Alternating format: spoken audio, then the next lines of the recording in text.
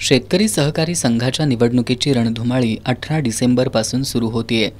जिल्हा कार्यक्षेत्र असलेल्या या संघासाठी 22 डिसेंबरपर्यंत उमेदवारी अर्ज दाखल करता येणार आहेत। 10 जानेवारीपर्यंत माघारीची मुदत असणार आहे, तर 21 जानेवारीला मतदान होणार आहे।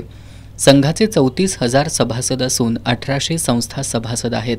या निवडणुकीसाठी निवडणूक निर्णय अधिकारी म्हणून जिल्हा उपनिबंधक नीलकंठ करे यांची नियुक्ती करण्यात आली आहे। शेतकरी संघाच्या निवडणुकीसाठी सुमारे 50 ते 60 लाख रुपयांचा खर्च येणार आहे। मुळातच संघाला 1,38,00,000 रुपयांचा संचित तोटा आहे। संघावर 7 कोटी रुपयांचं कर्ज आहे। निवडणुकीसाठी स्वतंत्र निधी देखील नाही। बँकेकडून किती कर्ज घ्यायचं याला मर्यादा आहेत।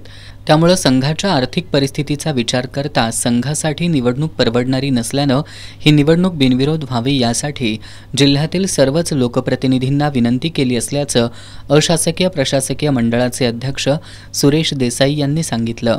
शेतकरी सहकारी संघाच्या निवडणुकीचा कार्यक्रम सोमवारपासून चालू झालेला आहे। शेतकरी संघाच्या या निवडणुकीसाठी शेतकरी संघाला कमीत कमी 60 लाखाच्या वर खर्च येणार आहे।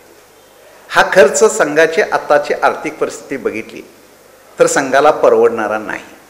त्यामुळे या जिल्ह्यातील सर्व राजकीय पक्षाच्या सर्व कार्यकर्त्यांनी, आमदार, खासदार यांनी ही शेतकरी संघाची निवडणूक बिनविरोध करावी अशी मी कळकळीची विनंती शेतकरी संघाचा अध्यक्ष या नात्यानं करत आहे।